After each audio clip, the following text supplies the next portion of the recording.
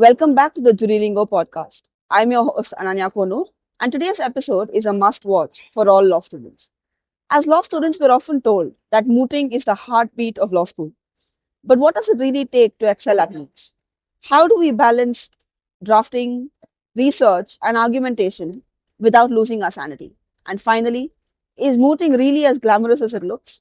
To unpack all this and more, we have with us today Professor Aaditya Arora, a passionate legal academic, accomplished mooter, and mentor who has not only judged prestigious international moots, but has also been an award winning mooter himself. Sir, welcome to the Jurilingo podcast. Thank you, Ananya, for having me here. So, let's start today's conversation with understanding what is a moot court. To keep it simple, let me answer it like in a way that a moot court is a simulation of a courtroom exercise that happens focusing only on questions of law. It does not really bother to look into questions of facts unless there is an evidence provided. So it's an exercise wherein the arguments largely happen based on the questions of law, the interpretation of law, and to an extent certain mixed questions of fact and law. Why do we consider it to be the heartbeat of law school? Why is it so special? Uh, I believe it is, in my opinion, the heartbeat of a law school journey for any student because it really helps you understand and identify what are your strengths, what are your weaknesses, where can you grow from here. So it's not just a process for you to compete with others. It's also a process for you to have a self development journey. It's like a development process for you to understand who you are, where can you go from here, and also in the process learn more about law. So it really helps you learn more skills, grow into the field, and therefore I believe it's quite crucial to understand and say that it is actually the heartbeat of all of Right. you. As an extension of the same question, sir, we're often told by a lot of our faculties or even practitioners in the field that it is necessary for a law student to do at least one moot. Why do you think that is? I again would like to reiterate the same point. I believe most of the faculties come across these competitions from their own past journey. So we all have a belief that largely either in one way or the other, this interaction that we have in a teamwork, or maybe say only working alone at times for a solo moot court, it generally helps you to understand what is the law and also helps you figure out it in more detail. So if you are looking into something in more detail, it will necessarily help you grow more into the field and also understand how you can balance your time and work based interaction. Now we can argue that this has something to do with other competitions as well. There's not larger difference in a self development or a development based interaction when you come across a mediation competition or maybe a trial advocacy competition. But the way we do the moot courts, it is largely focused on questions of law, as I mentioned. Right. So it is more desirable to have an understanding of law in detail. Whereas when you go for a trial advocacy competition or maybe certain other kind of competitions, you are not really dealing with law particularly in detail. You are dealing with a lot of facts as well. You are dealing with, soft skills. Beyond certain competitions, I say moot courts help you develop both soft skills and research simultaneously, which is why again it's somehow something that most faculties would like to suggest. Understood. I'm very curious to know one thing from you is how was your first mooting experience? How were you introduced to mooting? So in our college, we had a baby intra moot court competition. So it's a concept wherein the first years who are novices in the subject or in the college journey itself, they would largely start with the intra moot court competition, through which they will get a chance to participate in an external moot court competition. Right. Now, this intra moot court competition, because it is being organized only for first years, we got introduced to the moot court competitions in general in the first semester itself. Larger experience was through intra moot court competitions, then thereafter reaching to external moot court competitions, and thereafter being a faculty, I started judging and organizing moot court competitions. Right. So again, going back to your first experience, how did you feel when you stepped into that courtroom setting for the first time? I believe in your life as well. Um, what was that feeling like? What were the emotions you went through? And was there any nervousness? Was there any anxiousness? Was there excitement? What was it? So, I mean, I would say I was planned. I had actually planned as to how the conversation, how the argumentation would go. But despite all of that, because as you mentioned, it was my first chance to be in that kind of a setup. Despite having predicted largely what would the interaction be, what kind of questions can be, asked, and where would I lack in answering those questions, how would I be dealing with those questions. Despite having all of that planned and figured out to a larger extent, I did feel some pressure, considering that the tonality of certain judges and the kind of questioning that you might face cannot be presumed. Right. Sometimes it may be very harsh, it can be easier, it just varies. Plus, the fact that it was the first time, there are certain things that you may not have thought of earlier. Despite that, you have tried to think about all of those things, some things might come across as completely new. Now, when those kind of things happen to you, it would create certain pressure. So, those things were playing in my mind already. So, I think to an extent, having prepared but not being sure about what would it be would definitely make an experience, a bit more memorable and also a bit more, I would say, a learning experience. So, from that perspective, I do think there were certain nerves. It took me a while to settle down, and I think it really helped in the later process. How did your perspective of law school in general or the legal field in general change after this first experience that you had?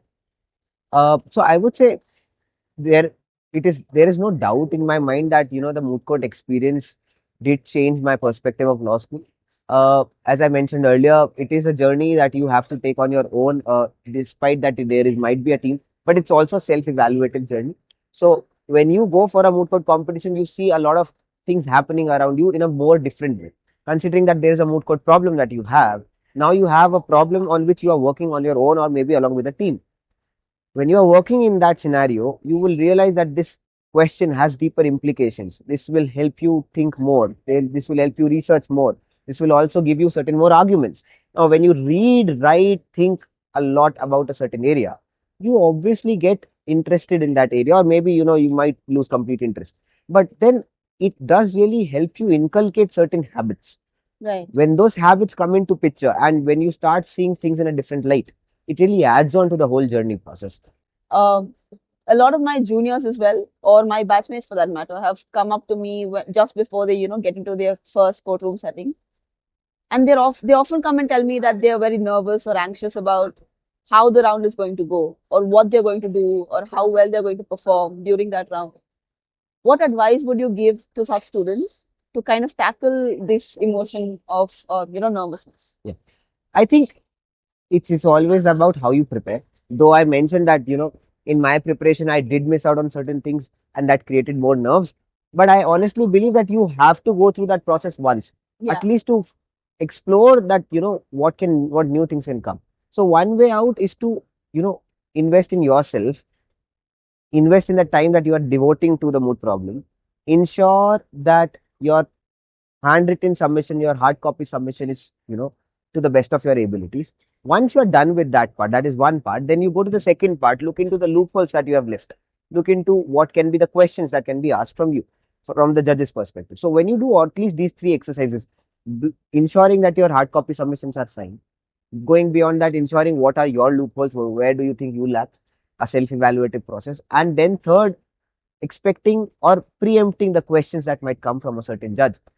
These are three basic advice that I would like to give. Beyond this, I would also like to suggest that if you have someone to reach out to look into, how this round can proceed, maybe do a simulation or a mock simulation with them. So the whole idea is to actually explore what can happen. Right. But despite that, I would still suggest that there might be certain hesitancy and there can still be certain scenarios wherein you might feel that you could have prepared a bit better before or after the round ends. So this is a way in which you can learn from the round itself. There would be certain instances which cannot be thought of, talked about in such a conversation. It has to be a thing which you go through first and then you learn that. Yeah. So I want to go back to the kind of moods that you referred to, right? So in the previous segment, you also referred to international moods or external moods and a baby intra mood. Can you elaborate on what are the general kinds of moots that we find?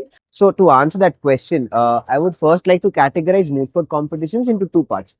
One is an internally organized moot court competitions, and the other external competitions. So if you are having anything that is organized by a university or a college for the people inside the college and university pursuing law courses, it's an internal moot court competition. Otherwise, it's an external moot court competition.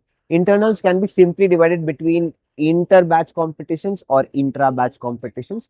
When we go to inter-batch competitions, that is largely the format for most moot court competitions at an initial stage for internal rankings.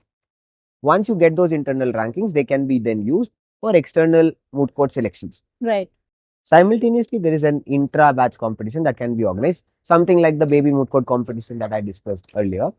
It was largely an intra-batch, like the first year batch having a competition between themselves through teams, and it can be a solo competition as well. It depends on how the way you want to organize. Beyond that, it just matters as to whether a faculty or subject faculty can also want to take a subject moot court exercise within the subject, which is now getting some, I would say now getting a bit more popular in certain scenarios, certain parts of the country. So I would say in that scenario, a subject moot court faculty, a subject faculty rather, would arrange for a moot court problem, arrange for a 1v1 or maybe a team-based competition, and accordingly they will judge you and maybe allot marks. So it's more of a exercise that is largely limited either to a class in that scenario. So again, just to reiterate, I think intra-batch competitions are largely rare, but inter-batch competitions are more common when it comes to internal arrangements. Right. When it comes to external arrangements, we can think of national moot court competitions, international moot court competitions, and in recent times, we have seen a lot of growth in certain regional moot court competitions. So say state-wise or state-limited moot court competitions, or there can be a pan South India or pan North India moot court competition. So there can be certain states which are chosen. So this is the larger structure of internal and external moot courts. Understood. So I think it also goes without saying that the level of preparation kind of differs depending on the level of mood that you're trying to participate in. How does this how does this preparation differ in terms of the duration of preparation that you're given, or the kind of preparation that you do in terms of the subject matter, etc.? Obviously, the preparatory material is completely different. Considering if you are going for an international moot court competition, you might have to explore laws from other countries. A Right. comparative element comes into picture. Other than that, if it's a national moot court competition completely based on national laws, or maybe certain state moot court competitions based on state laws, or a combination of both national and state laws, the larger preparation element or the preparation exercise process does not differ. What may differ is definitely the content of law. The scrutiny is what actually changes from a certain level of competition to a higher level of competition. Right. And because the scrutiny changes, the depth in which you have to go, or you must have gone for any other competition, increases. So it's an expectation that a judge who's a highly qualified judge may have a different stance to it, may have a different approach to asking questions, may have a different input, or may have a different thought process, using which they would ask certain questions which might not have been covered by your normal research process. Now, that means that in case you are willing to prepare better, you need to go for in-depth research, in-depth questioning of your own arguments, and looking at it from a holistic approach. So that is what changes. But my humble suggestion is that whenever you prepare for any moot court, give your best, go for as much research as possible so that your submissions on paper are extremely clear and they would enable you to have sufficient confidence to go beyond. So, I mean, there shall not be any leeway from your end in preparation, but yeah, scrutiny would definitely change or increase as the competition level changes. So with this understanding of the kinds of moods and the kind of and a basic understanding of the kind of preparation you need, in line, I would like to move to the next step. Is how do you find these moods? Where do you find these moods from? To answer that, I would like to say that there are several websites and there are several ways that you can actually reach out to it. Most common websites that we generally know and students generally refer are Logtopus, Logbhumi. Now Jury Lingo is also there. So maybe what we can understand is that there are certain notifications that you can set for yourself. Once you start looking for moot courts online, you put in that endeavor, go online, look for surf the web, look for certain moot court competitions yourself. But once you keep on looking through a web surfing method, or maybe any particular search engine for that matter, you would realize that the search engine starts to pop up certain notifications on its own. So that is one way.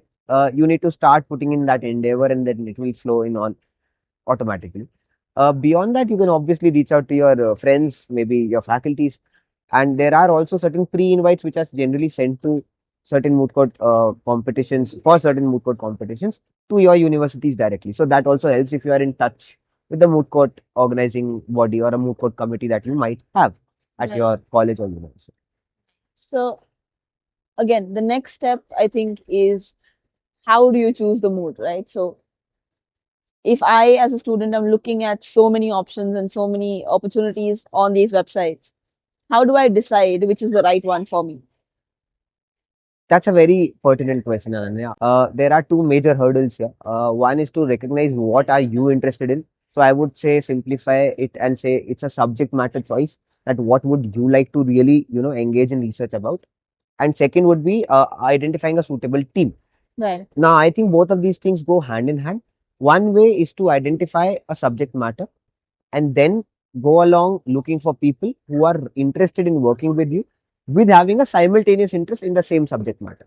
So I think this approach is much more suitable in comparison to another approach wherein you identify a certain group of people that you really want to work with and then go on select any random moot court competition that you have an inclination towards, may not be having certain subject matter inputs that you really want to have. But that's more of an explorative approach and not a planned approach, in my opinion.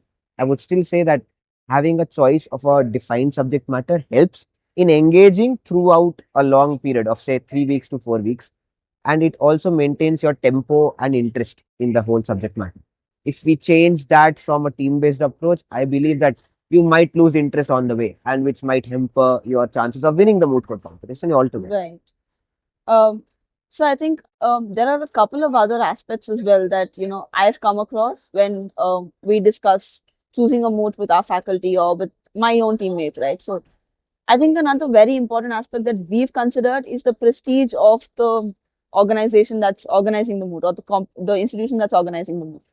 So how important, in your opinion, is that aspect? One, and the second I think is also the duration that we have for preparation. So say I want to register for a certain moot today, and the moot is due to be is scheduled to be conducted 2 months from now. Is that a good duration, or is it okay to have a lesser duration? What is your opinion? I should have added those two factors earlier. Considering the fact that these are 3 to 4 major factors which actually affect a choice of any moot court competition. Right.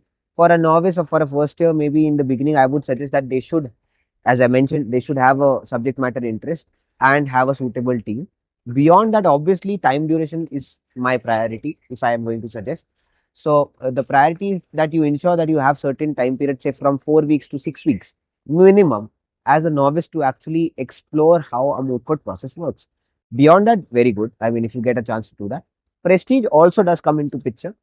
In my suggestion, that I would like to say, initial phase it is a bit difficult considering that you are not well versed with the competition.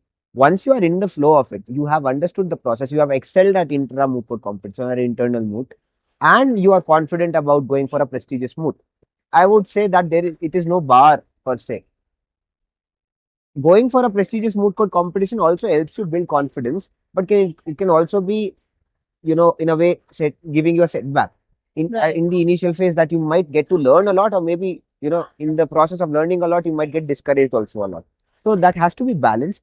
In the process, you will learn a bit more about the journey, about your own self. So I think major three factors are time duration, uh, a team which is interested in the subject matter, and obviously the subject matter. Prestige later on, maybe, yeah. Right. So in our conversation, off camera, you also mentioned that your first external moot was pretty much in your third year, right? So did you think that was a good decision to make, or should you have started earlier? And when is the right time to start mooting throughout the law school journey? I would like to answer both of them in a combined manner. there is no doubt that I should have started early. Actually, I did start early. The only problem is, as I mentioned, we need to find a good team. So if the team is not working hand in hand, there's no good coordination or synchronization, the process will not get completed. Even if it gets completed somehow, the result might not be up to the mark. So Right. I would personally suggest that start as early as possible. Rather than dipping your toes, take a plunge, go through it. Do not think twice about it. If it's a solo competition, great. If it's a team based competition, find a suitable team. And even if this team is unable to go through the whole process, you ensure that you complete your part of the process.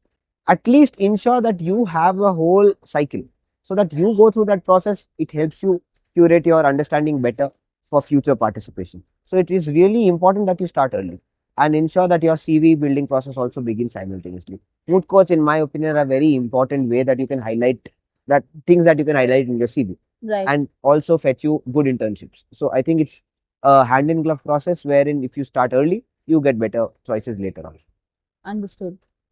So with this, I think we can move to the most important aspect, in my opinion, team dynamics. Yeah. So we've also addressed this a couple of times in our previous conversations, but I want to get into more detail on this topic because I think it's very essential for people to understand what goes into choosing a team, right? So let's start with trying and understanding what are the roles that you need to have in a moot court team when you're going to participate in the competition. Uh, Another, there are basic two roles in any moot court competition. First is the orator or the speaker, and the other is the researcher. Most competitions allow for participation of two members as well, both being orators, and there might not be an additional need of a researcher. Generally, the format is of three-member team, wherein two members are speakers and one is researcher. Beyond this, to simplify the roles, I would say orator or speaker largely has a role to present within the courtroom, Right. and speaker is largely playing a passive role, not getting an active role to speak in front of the judge or in front of the court. But I would still say that it's not a completely passive role and has to be balanced in the team. Behind the scenes, I would say a lot of effort goes into research and editing and formatting. I think that's a team exercise. It's not just an individual role for any speaker or a researcher. It's a combined effort. You may have a preferred choice as to who in the team would do that. Yeah. But overall, I think it's a combined team effort in researching, the editing, and formatting rather than just an individual's choice, like a researcher doing the editing and formatting. Understood. So I think let's go to that. Let's dive deeper into this aspect on how do you divide the work amongst the members in your team. So how do you decide who's going to do what part of the research or who's going to take up what task during the preparation? Yeah. So once I would say, see, the previous question was about how you will choose a team. Now, once we come to this sort of a question, I think it's more of a personal question to ask as to what are your strengths? What role will you like to play? So Yeah. coming, one hint can be your intra exercise that you did. Now, if you did well as a speaker, as an orator, and you still feel confident about going ahead with that, I think that is one way that you can go ahead with it. But as a speaker, once you get into this scenario that you are confident and you're self-aware that you can think on your feet, I think those two qualities help you be a good speaker in the long run. Right. Now, that is simultaneously coupled with a good synchronized effort from the team. As a researcher, you should think about, are you, listening carefully? Are you proactive throughout the listening process? Right. Are you noting down questions that are relevant or that have been missed out, that have been not answered? Things that you can actually identify and pinch a nerve on for the other team, or the judge is trying to attack on a certain point of view. So if we as a researcher identify or have the capacity to identify certain things like these, then I think it's a more suitable role. Now, once we identify that at an individual level, you are better as a speaker, and at an individual level, you are better as a researcher. Your choice then about how you divide research in a behind the scenes exercise, I mean, at your preparation level, is completely onto you. Depends on the moot court competition as well. Depends how the problem is aligned, the kind of questions that are available. If there are even number of questions, it will be difficult to divide into three people. So that's somewhat of a challenge. But then the work division is largely sorted if you have a clear idea as to what role you want to play, how you want to go and present yourself. Generally, if it's a odd number of questions, I think the chances are easier with one question each for all three people. Right. Um, Before moving on to how do you go about forming the team in terms of how do you choose your teammates? I think I want to address an individual or a personal question first. Yeah. That is of first of all, how do you decide which role you should be picking? Which is, how do I decide if I want to be a speaker or a researcher? One. And two is, should I stick to that role that I pick throughout my mooting journey or throughout my law school journey, or should I change that depending on, the subject matter like we discussed, or the kind of mood that we're doing? As a speaker, you need to have a certain thinking ability on your feet. So you need to have an ability to think on your feet. Once you do that, you have a better chance of answering the questions that might be related or might be somewhat unrelated to the immediate mood problem at hand. Right. There can be questions which are not directly related to the mood court problem, but can be somewhat of a trivia. Hmm. Now, even if those answers are not available to you, you might make an intelligent guess in that moment that actually helps you sync or synchronize better with the judge.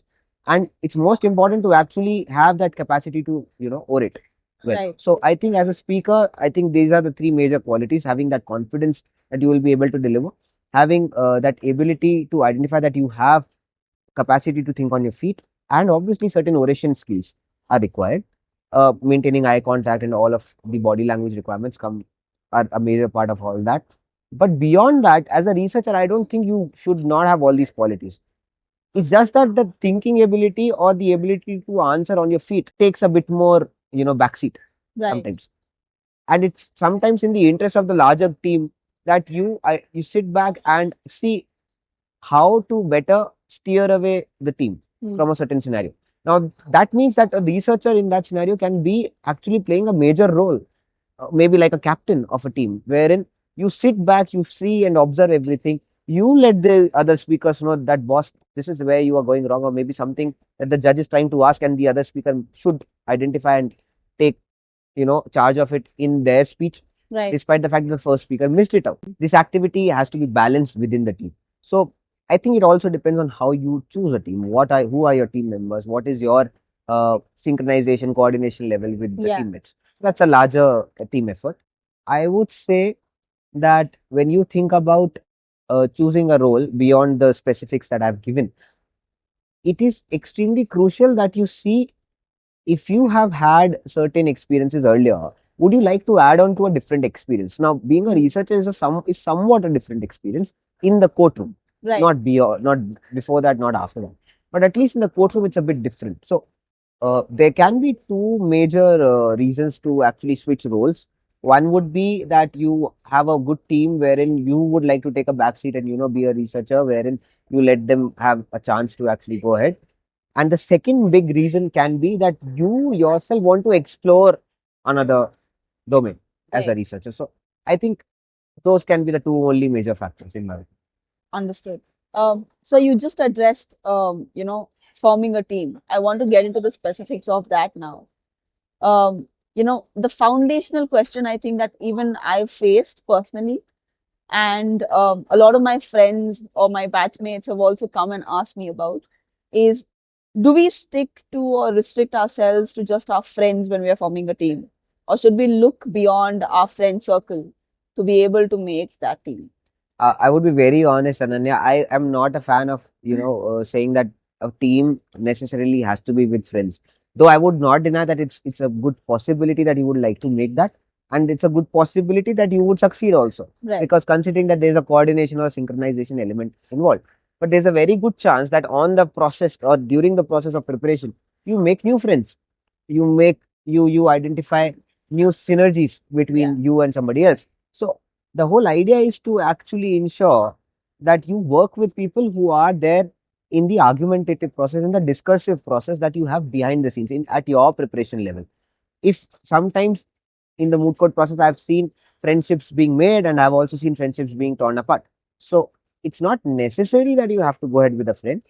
It may be good, but again, as I said, you might find a new friend in the whole process. And most importantly, I think it's not about are you a friend or are you not. It's only about are you well synchronized and coordinated and have that ability to have a discursive approach between yourselves. So if you have those abilities, a discursive approach, confidence, and synchronization and coordination between the two of you or three of you, then I think it's a major, factor to identify a suitable teammate rather than only going with a friend. Some of these factors will overlap with your friends, there is no doubt. But yeah, I would not strictly say that you should restrict yourself to your friends. Right. Um, Taking it one step further, sir, I also seen people hesitate before they approach seniors to be a part of their team. How would you address this hesitation? Yeah. Uh, this has been there for a while now. I do not disagree with you when there is such hesitation raised. Uh, I think the way you can handle this is to focus on the subject matter understanding that you really want to have for a certain moot court problem.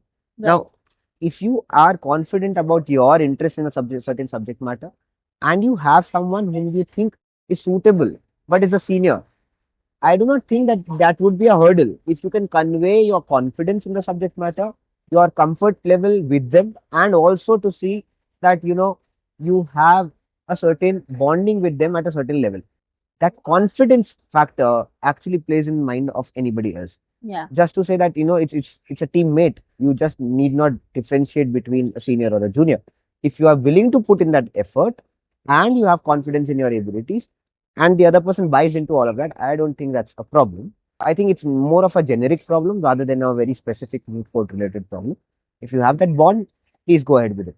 So I think I want to address another aspect of forming teams as well. The whole concept of cross-institutional teams. Yeah. We see this to be, a trend in today's time, but it's still not as common as institutional teams. So can we first understand what cross-institutional teams are, and then look at how would you approach forming a team with somebody from a different institution if you really needed to, or in what circumstances do you come across such a situation where you need to go to a different university to look for a teammate? Yeah. I think the cross institutional competitions have increased a bit in number. It definitely offers you a lot of flexibility to actually approach your friends or maybe certain knowns in another university. It is really a good approach for certain persons or certain people who are not really sure as to how they will fare within their intra or internal setup. So it gives you a flexible approach to actually approach outside your college, and without actually having an internal process, you get a chance to go for an external competition, which is perfectly fair. The only hiccup I see in all of this is that it might be a bit difficult to get hold of all your teammates together. So if Yeah. it is not happening, I think the whole discursive process that I've been talking about, a discussion between the teammates on the positives and negatives of an argument, the suitability and feasibility of an argument, all that might decrease and that might affect your performance. But if you Right. can actually, reach out to them online, offline, and have that process done, I seriously do not see there is any problem with that. Understood. And my last question, sir, for this segment on team dynamics is, do we stick to the same teammates irrespective of the subject matter, or do we change our teammates depending on the kind of mood that we're doing? What do you suggest? Uh, Ananya, I think there is a lot of debate on this. Personally, I would believe that it's a very simplistic answer for me, considering whatever my old answers have been. If you will see, my focus is not on the idea of having focus on a team first, but rather on the subject matter. Right. So if your subject matter requirements change, then definitely a suitable team should come into picture. It's just like talking about a cricket format wherein there is a different team for T20 and there's a different team for test match. It's only a skill that the other person has, but it is not just the skill. For somebody sitting outside, it may be just oration skills, but it's just not that. It's also a lot of dedicated hard work that you put in the study of a certain domain. Now, if you do not have an interest in that certain domain, I would say that the team job or the team management or the team coordination would give in to the whole pressure of a moot court, which Yeah. is not wise in my opinion. Right. With this, I think we move on to the second most important thing, research strategy. Right. So let's begin with this. How do you start research? How do you approach the whole aspect of research in a moot court context? That's a very important question. I mean, there is no important question than this. I mean, there is no idea about how people start. So with that disclaimer, I would like to say that in case I am going to approach a moot court problem, my initial approach is to first identify whether it's about a contemporary issue or an age old issue or something that old which has come into light again. And once you identify that, you need to immediately start collecting the contemporary debate, the inputs that may come from secondary sources, primary sources, whatever the details may be. You should start collecting all of them and make a record of them. Start going through all of them. I categorize this as something called general search or general research about a certain thing or theme that is going on in the market. So a certain moot court problem must be approached from a general research perspective first. Simply go on the web, search for certain general comments, go look for certain primary materials, see how they have been dealt there, and have a holistic opinion as a common man. So once you go ahead with the first step of general search, you should start maintaining a habit of reading the moot court problem daily, at least twice a day, and as far as possible with your teammates, so that you can have a discussion on it. The initial 3 to 4 days must go into how you break down the problem. Look into the good parts that support one side, the bad parts that support the same side, or maybe just look at from the other side and say good parts for X side, good parts for Y side, and certain neutral facts that you might understand or might not understand for now, which might either become a good factor or a bad factor later on. So you might have to classify certain things in that way, make it a habit, look into those things every day, so that you can have a clear idea how the mood problem or where the mood problem is taking you. Now, after those 2 steps, I think once you have done all of this, this is the time when you actually go deeper into the law. Start sticking to the primary sources, start digging deeper into statutes, start digging deeper into case laws. See what is the holistic perspective of law in general. Right. Not disputing from the perspective of the moot problem at hand. Just looking at the law from a neutral perspective. And then after having, understood the law, see how that law is applied in your moot court problem and choose a side that you believe is stronger for a certain question or maybe weaker for a certain other question. So you see how the law is taking, sides in the larger scheme. Now, this is what I say specific research. So there would be something called a general research process, a daily habit process, and then including a categorization, and then a specific research process. After you are done with all these three, you are in a better position to divide your jobs, to say, have a discussion again, a fresh discussion as to what questions one would like to take, where does the interest of another teammate lies. And after that discussion, I think it's the fifth and the last step would be to actually take on your own course of choosing which side you want to draft first.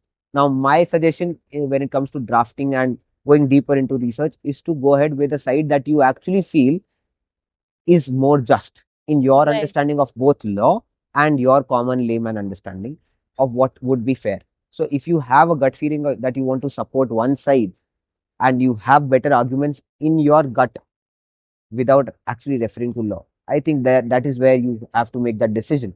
My general suggestion is always to look for a side which is supported better by law.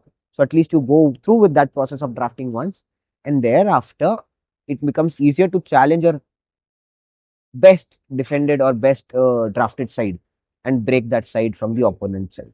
So, a funny thing that I've come across is while getting feedback or, suggestions for research is that I've been asked to do a plagiarism check on the Moot proposition itself and get leads for research from the results that you get out of that plagiarism check. Would you think this is a valid, step to take, or do you think it's useless? What is your opinion? I would say it's simple. As I mentioned, there is a certain element of contemporariness to all moot court problems. So if you get a certain moot court problem and you have a suitable tool to judge whether certain inputs have been taken from certain different contemporary news items or maybe certain contemporary legal debates, it's wise to actually put that tool to use, go through that search, identify whether certain keywords have been taken or maybe the whole idea has been taken from certain sources. This will help you go faster in the contemporary research approach, and I think that's perfectly fine. So you would say that it is an essential step to take in at least your preliminary research. Yeah, I don't think that's a harmful approach to take. I mean, personally speaking, if you have a tool, use it to your best interest. Understood. Talking about tools, I think we can address, the most recent developments in technology. And what I want to ask you is, what are the valid sources for or valid platforms where you can, check for research data? Because we have come across, and I'm pretty sure you also would have come across as a faculty, students using ChatGPT or Gemini and AI in general for research. Um, do you think it's valid? Do you think it's useful? Do you think it's accurate? Most importantly, and if not, then what are the other alternatives that we can use? Ananya, that's an extremely relevant question, considering that, after choosing a team, having identified what is the research process, once we know what is the larger process, the second most relevant question is this. And even if we understand what is the process and how to approach it, the aspect of looking into the content of the moot is extremely crucial, because at the end of the day, this is how it will be. Your process will not be judged, your effort will be judged, your result will be judged. So to ensure that your results are fine, your approach is fine, your answers are accurate, your arguments are better, you need to be completely sure of your sources. So I would suggest, when it comes to using AI or artificial intelligence, it's extremely important that you take it from the same perspective. So if it is a general search process, it is wise enough to take, certain inputs from AI. It will help you get the contemporary information. But you should also be quite vigilant about where is this source, what is the source of this data, where is this understanding of AI coming from, what is the thinking process that the AI employed. And then once you have taken together a toll of, what is it from this side and what is it from the opponent side, then it is wiser to go beyond and take a better suited approach. Take more inputs from your general search and specific search, from your books and maybe online stuff as well. And then ask the AI to go a bit more deeper into a structured specific approach. Right. See how it can, actually look into deeply. If it can actually structure your argument better. Now that drafting process can definitely be helped with AI. I think it's more about the thinking process that you have.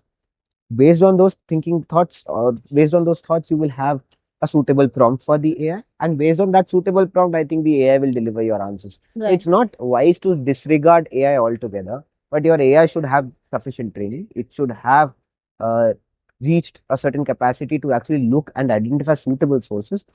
Most importantly in all of this is to for you to go back and check your answers that the AI has given. Yeah. And again, it all starts with your prompts. So your thought process should also be clear enough and has to be expressed clearly enough to the AI. I would not deny the accuracy because it just depends. There are certain AI tools which are now being tied up with certain law databases. So there will be a future wherein we will see both AI and the law database working together, making the job for any researcher easier. But that does not solve the problem until you have the skill to actually take the information and present it correctly in the courtroom. It's interesting how what you just said about AI and how to use AI for research aligns exactly with something that Professor Abhinav also mentioned in our previous episode, where I had asked him a question on the impact of technology in today's time on the legal field itself. And he started off his response with addressing this myth of AI is going to replace humans or lawyers, right? So he made the statement and said that AI will definitely replace you, provided you don't learn, how to use AI itself.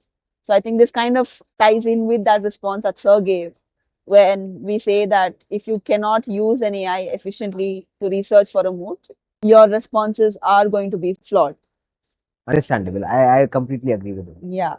Um, let's move on to the next step, sir. So, with this, I think we understand how we have to proceed with research for moot court competitions.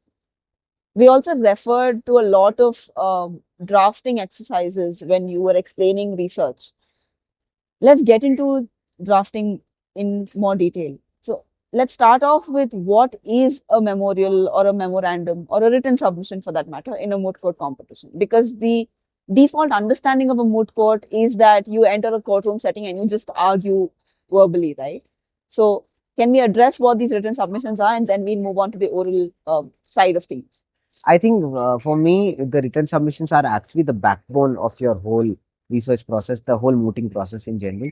Because I have a feeling that once, if your paper has the weight that it deserves, it has the content that is required, you automatically have a good amount of confidence in your ability to actually argue whatever is written on the paper. Right. So, if you are actually confident on paper, you will have that confidence displayed in your oration also.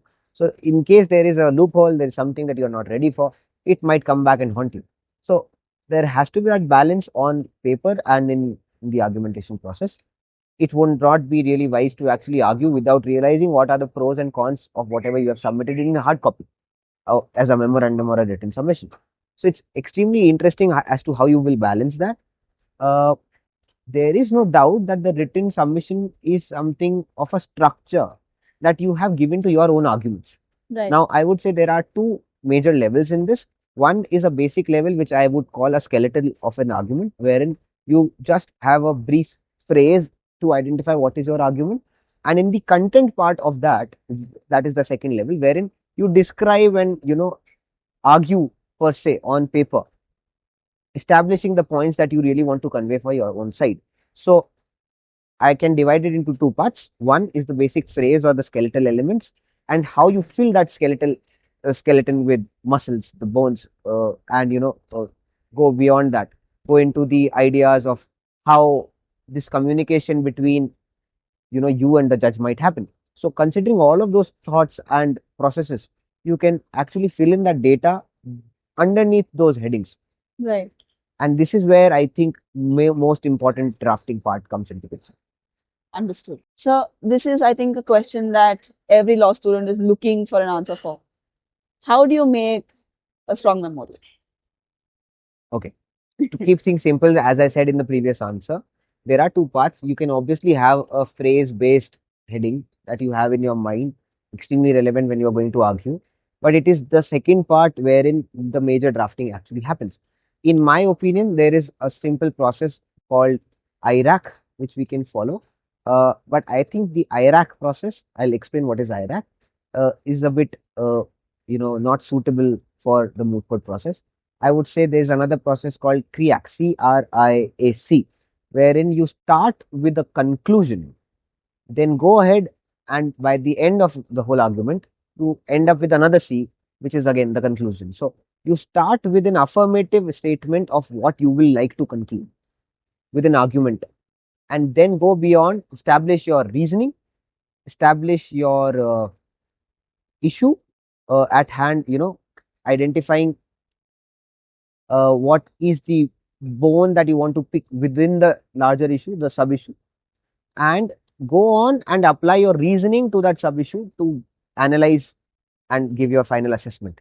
So it will be in this process called CRIAC, or conclusion or comment, then reasoning, identifying the specific subject matter or fact that you want to address, and then go ahead, apply the reasoning to the subject matter, issue or fact, whatever it is, and then put forth the final conclusion. Now, when you actually apply, you are actually substantiating your argument with inputs from case laws, statutes, and otherwise. Right. So I think this is the larger structure which I think actually helps you prepare a good argument. It helps you put in not just the background, also highlights the particular sub issue within a larger issue that you want to attack on, and also give a very detailed answer when you are applying the law on that sub issue.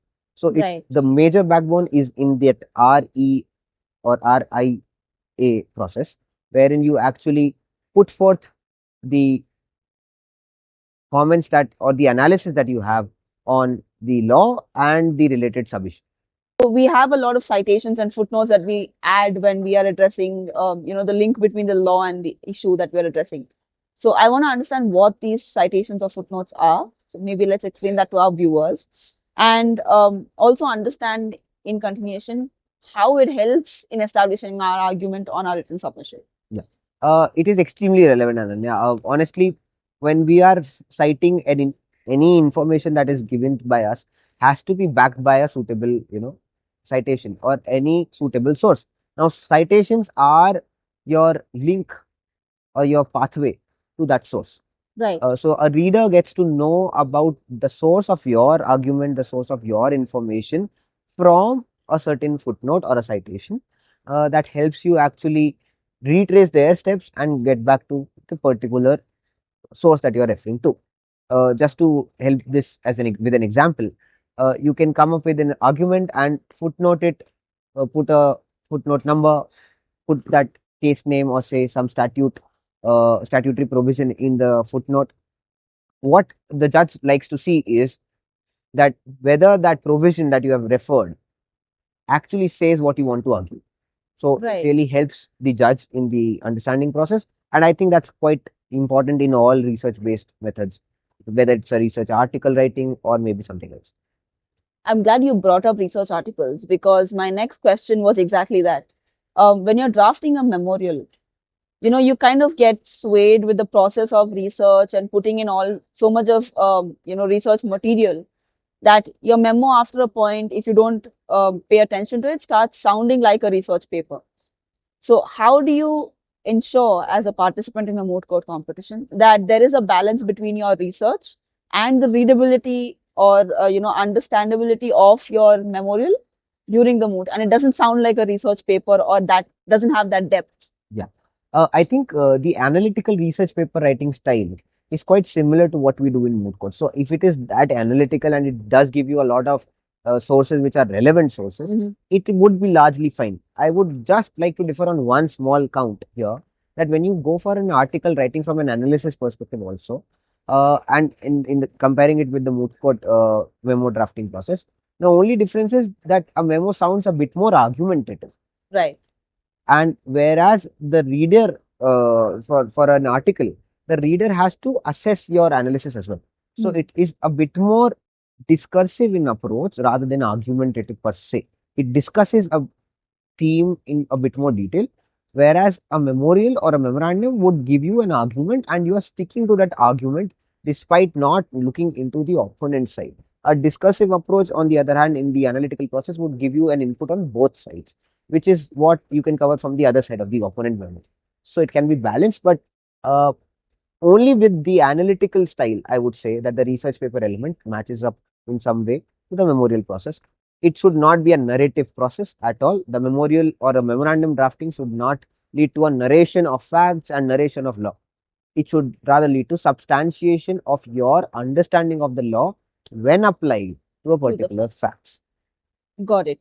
I want to move on to understanding certain key aspects of an oral argumentation round.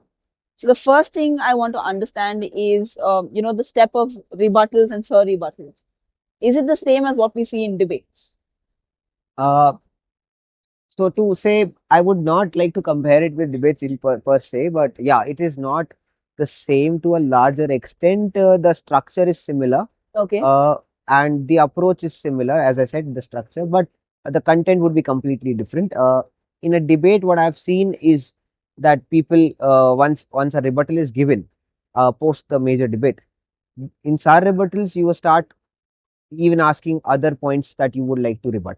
The ideal way of doing this is to ensure that first the prosecution or the first party comes, then is contested by the opponent, the defendant party. And then once both of these are done, then there is a rebuttal only for the first party to ensure that if there are any mistakes and no new law points or legal points, then they can do a rebuttal. Okay. So it has to be ideally restricted to not going beyond whatever the opponent spoke of. Right. Because the opponent has already rebutted your original submissions, and therefore your rebuttal cannot be beyond whatever has been debated upon or argued against by the opponent. So it has to be limited to that, cannot be about a new legal point or a new point in law, which is what some teams like to do, which is sometimes allowed by the judges and sometimes not. Right. Let's not go into the fairness aspect of it, but otherwise it is ideally supposed to be restricted to the submissions made by opponents. Once you go to sur rebuttals, your sur rebuttals are again limited to the point-wise rebuttals made by the first party. Understood. And should not deviate again to submit another point of law, or something completely irrelevant which was not talked about Raised in in the the rebuttals part. Got it. Okay.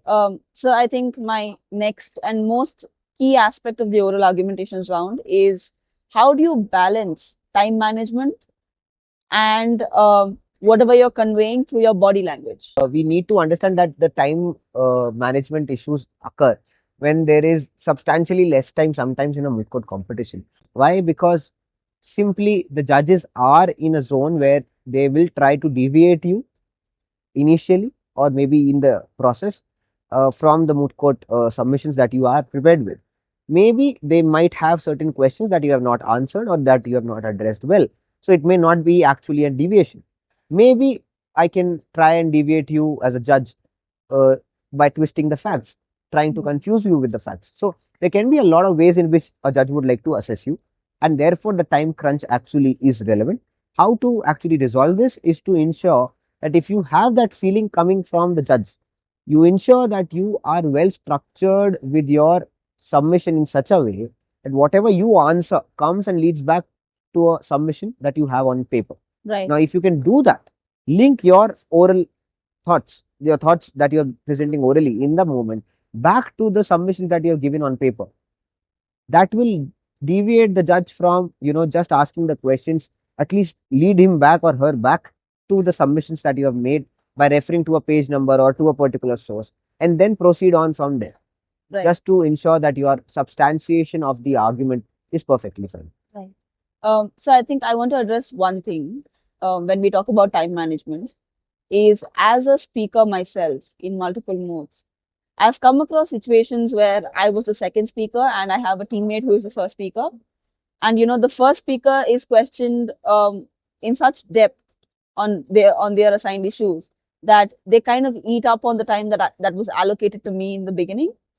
And as a result of that, I as the second speaker, I'm not able to convey my arguments as efficiently as I would if I had the time that was allocated. So for specifically second speakers in any team, what would your suggestion be in kind of tackling this situation? Because this is something that we are bound to experience at some point in mooting, right? Yeah. See, there have been certain situations in my life as well. I mean, certain of my friends faced a similar situation. And yeah, that's very true. It generally happens. See, if it is a thing that where the first speaker actually feels that it is he or she is duty bound to actually continue with that answer or submission, they can. But that will not be ideal for the whole team. Now, if you are trying to proceed to another round as a team, then it has to be a team based effort, and the answer can be addressed in a very succinct manner, very precisely, highlighting what is the page number, what is the issue about, and how it can be dealt by the other speaker better by giving you a very pointed information as a judge, or by giving the judge a very pointed, clear information and not deviating from it and going in detail. That is a better approach, in my opinion. And if, as a second speaker, you end up facing such a situation, the best way is to then compensate for the time lost. Highlight that your previous speaker actually spoke in some detail about it, to what extent that they have covered and what extent would you like to cover. Now, there is a good chance that you would likely get into such a situation, and the judge might say that you should go in better detail because they were not happy with the other person's answer. In which scenario you can actually help identify yourself first, that where the first speaker went wrong, and then see how you can present it more correctly, and then connect it with your limited submissions, because you can't really end up resubmitting the whole submission again. Yeah. It has to be very clear. Now I want to move to one of our last segments, the judge's perspective. Yeah. Right? So I think that's very important as a participant to understand what the judge goes through in terms of evaluating the participant, so that we know how better we can prepare for the competition. That is, in fact, my first question. What do the judges look at or look for when they're evaluating a team? That's a very interesting question, Ananya, because see, I believe that every judge has a different thought process, and it's quite subjective otherwise.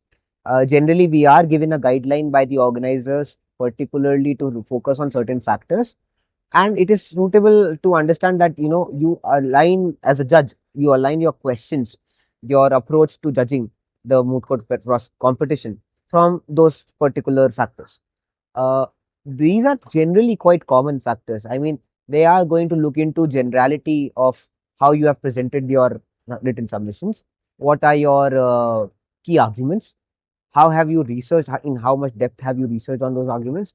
What is your understanding of facts, and how have you applied facts and law together? I mean, how have you applied law to the facts? And in submissions, we do get into a lot of questions. So if we do get into a lot of questions, how have you responded well to those questions? And definitely the time management aspect that you raised. So it's overall these 5 to 6 classic factors that are addressed. When you are asking me to say what would be a judge thinking, a judge has to think also from the perspective of the status of the round. If it is a preliminary round, my major focus is to understand whether they have a clarity of facts and they have the ability in their arguments to actually make them successful later on.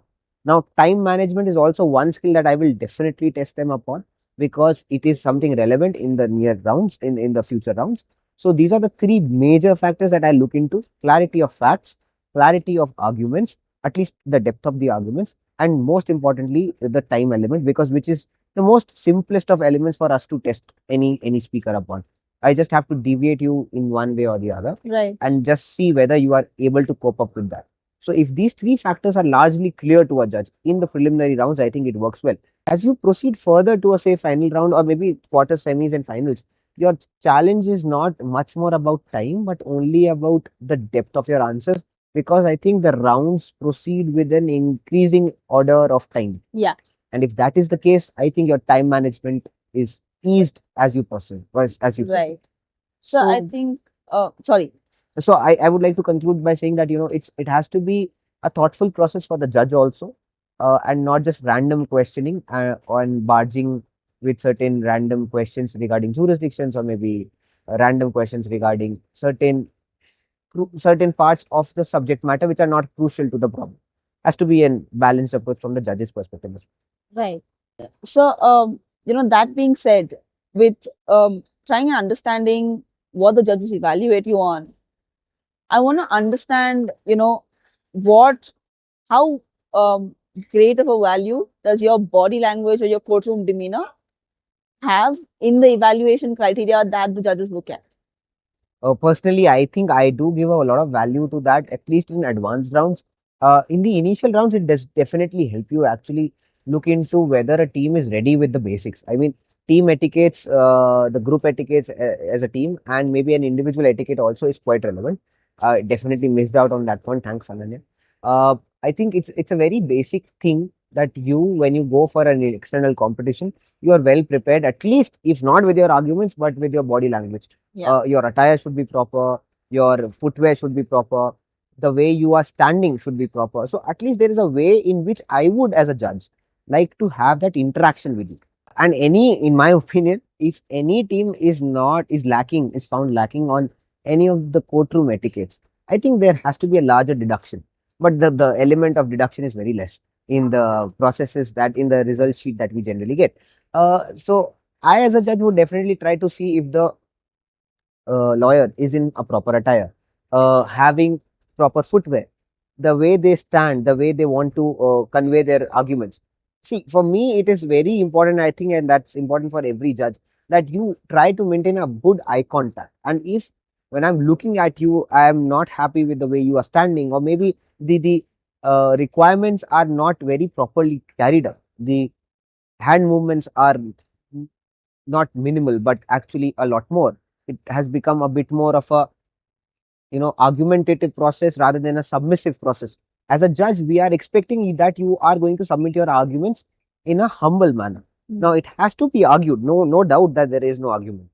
And even if there is a heated question, you have to argue it, but in a humble manner. So the approach that you take with your tone, the approach that you change with your body gestures, the way you stand at a heated question, at a difficult question. Maybe I'm trying to repeat the same question again and again, and you are getting fed up because of that. How you behave in that scenario, how you come back to the major submission, that is all a skill that you have to learn and weave through. And definitely, even if those factors are not well put in the result sheet, it does play in our mind and affects your other scores. Right. So it is quite crucial that body language is maintained. I'm glad that we had a discussion on, the judge's perspective, because it's, like I said in the beginning, it's very important for us as participants to kind of understand what's going on in the judge's mind when they are evaluating us, right? So I think this helps us get that understanding much better, because you've been in both positions of a participant and a judge. So it helps us understand that from both perspectives. With this, I think I want to move to the last segment, which is understanding or kind of analyzing the future of mooting. So, one, I want to look at it from different perspectives. Again, the first one is, from the perspective of a law student. How does mooting, or how does having moot experiences throughout their law school journey help in their career as a lawyer or their profession once they get into the industry? Does that help in their future, in their career?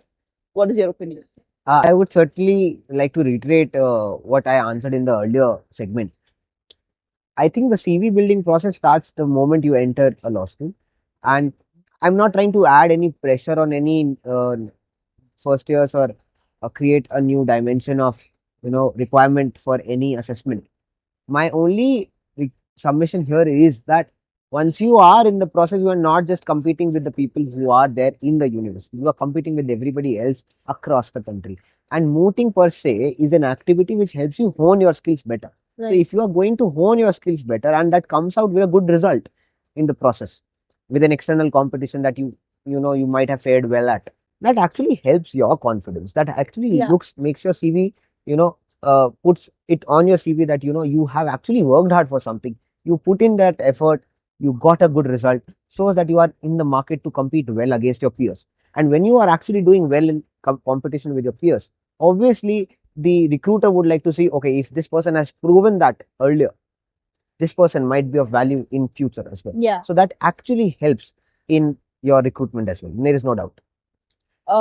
Another aspect, with respect to, again, career and mooting, having an effect on your career, is a lot of times I've heard from faculties, from practitioners, or even from judges in moot court competitions for that matter, that the style or the process that we follow during a moot court exercise, which is essentially a courtroom simulation of sorts, is not really a replica of what actually happens in real court, right? So, because at least with respect to time that we get allotted in remote court, we are often told that in a real courtroom, you're not going to get as much time as you do in a moot court simulation.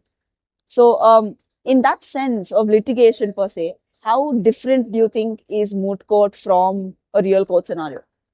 Ananya, this is a very relevant question considering a professional ethic element is also there. And there have been several Instagram reels and wherein certain judges are questioning the advocates and asking, saying that this is the ill effect of moot courts that you have been doing. I feel it is not the ill effect of moot court activity, but it is an ill effect of how the moot court activity is carried out or how you have been taught to do it. Okay. So there are instances wherein I would like to highlight clearly wherein we know for a matter of fact as a judge that certain case laws have been put but are not relevant. Now, if we do not question the orator, the speaker, the team on that content, we are making a mistake. As an organizer, as a judge, both are to be blamed. We need to ensure that footnotes, sources are put where they are relevant. Right. And not unnecessary. Even if they have been put wrongly, we identify them, we question them, and we ensure that those are negated so that orators, students do not get into a habit of citing completely irrelevant content and using them as a backbone for their arguments. So that has to be checked at this level. Right. It has to be ensured that the judiciary, when they are mentioning this, they're not wrong to highlight it. But I think the choice of words here is not about ill effects of moot court, but ill effects of bad moot court practices. So I think those bad practices have to be highlighted. They have to be weeded out. And that can only happen if the judges are willing to do it in the process. If the students learn from those bad experiences or good experiences and see if they are actually putting in only relevant cases and not going beyond what is relevant. A moot court basically teaches you how to behave in a courtroom. Okay. At all stages of a moot court, which is largely 10 to 15 minutes of your speaking time, or maybe half an hour maximum. It is an exercise wherein you have to carry yourself in a courtroom setup, which I think it does serve the purpose. But the kind of argumentation process you might involve in, the etiquettes, they also develop. But the kind of, again, the substantive argument process, that would differ. And that is where I think the judiciary faces concerns from the moot court processes in general. They are worried about the fact that we might not know the procedure that is involved in the courtroom, which is not generally taught in a moot court setup. Right. Because it's, as I mentioned, it's focusing only on questions of law. So it is only an argumentative process and in the or interpretative process of the law, not of the process. Right. So that might create that barrier, the gap. Those factors can be better addressed if the judges are willing to actually make it a part of the courtroom. We can ask certain questions as to how would you actually file for changing a pleading that you have actually made in the submission, or what would you do considering that we are at a high court or a supreme court level in the moot court scenario. We can actually bring in those professional elements that are generally seen in the courtrooms. And you also mentioned that in moot courts we generally have less time in comparison to the lifetime of a whole case, which is extremely true. Yeah, and also the fact that when you are standing in front of a real judge in a real court, you don't get the 15 minutes dedicatedly as you do in a moot court. True, so you hardly get any time to make your arguments, right? Yeah. But we also need to understand that when we go to a real court, the case moves in stages. So once you get, so it is only for a certain stage that you have to go there and prepare for. When you go in a moot court, you have to prepare for the whole argument. So you're not just, basically these are the final argument stages. Once you go for a moot court, if you will see, any person, any of the students would like to see, they would see that the final hearing is set up on so and so date. And so basically that is the format of a moot court. You are there not just to elaborate on facts, not on the realities that you have faced during the filing process or the initial phases. This, my friend, is not a process where you are arguing on the process or getting into filing elements unless the competition requires. This is only the final argument process wherein you are giving a conclusive sum of all the relevant arguments with extremely relevant sources. Right. So we cannot really look at moot courts and judge them in a void, saying that this is completely devoid of any reality. It is a very specific part of a very specific reality from the courtrooms. It does not definitely have certain elements from other parts of a lifetime of a case. Understood. So I think an extension of this response is my next question.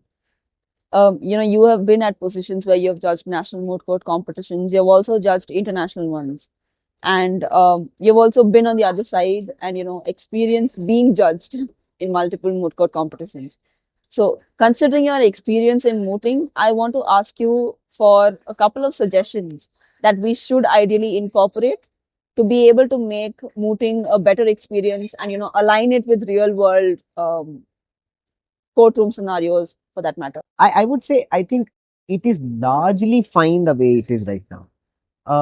Majorly 2 to 3 suggestions which I would have is that for the judges to understand that they actually judge the person on the content of the argument and the way they have delivered the argument in comparison to the opponent team. Now, I do understand that in terms of justice elements, you might have a feeling that the opponent might have done better, but it's just a stroke of luck that the other person got to get an easier side. So there has to be a relative assessment and not a direct assessment of whether this case is being won by X party or Y party, but also who dealt with the scenario better in between the teams and not the parties.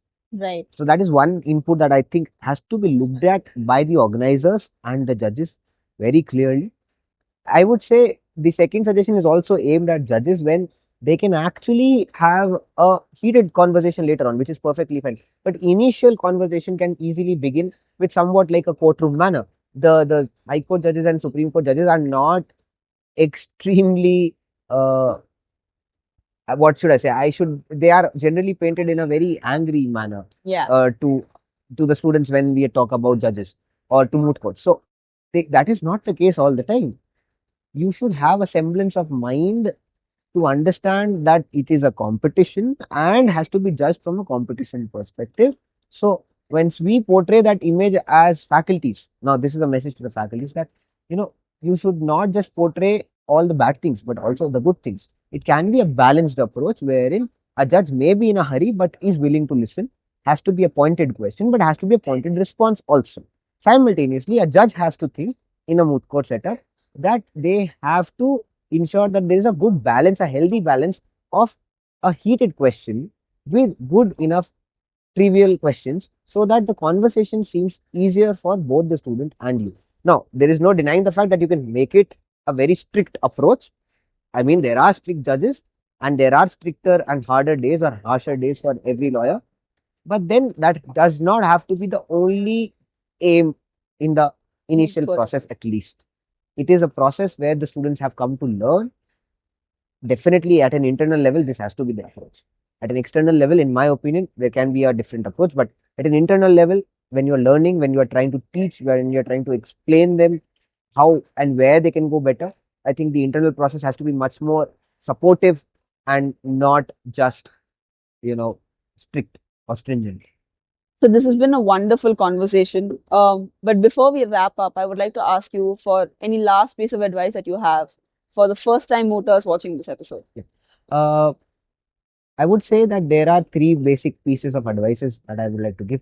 Uh, First one would be to ensure that you are not in the process only for dipping your toes. You will have to take a plunge. Take a plunge.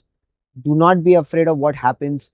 Try new thing. Try this as a new thing and see through the whole process. Learn how will you learn more about yourself.